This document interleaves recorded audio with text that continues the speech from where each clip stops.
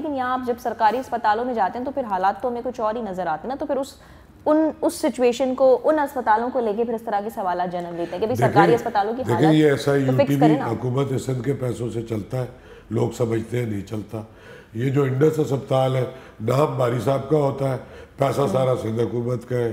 ये जो JPMC है सिविल है, और ये जो चाइल्ड हेल्थ सेंटर है, कार्डियोवैस्कुलर की पूरे सिंध में चेयर है। ये कोई 80-85 अरब रुपया हुकूमत सिंध इन पे खर्च करती है। आप SIUT में चले जाएं, अरबपति है या गरीब आदमी है, एक ही कतार से जाता है। इसी तरह कार्डियोवैस्कुलर में चले जाएं, जहाँ 10 लाख रुपए का ऑपरेशन होता है, उससे अच्छा इलाज है। तो मेरे ख्याल में ये परसेप्शन बना हुआ है। अच्छा, ये खाली परसेप्शन है, लेकिन काम जो है आप कह रहे हैं कि इससे ज्यादा हो रहा है। अच्छा, साथ साथ सर सबसे बड़ा काम अगर सिंध हुकूमत ने कोई अच्छा किया ना तो वो हेल्थ में किया, हेल्थ में।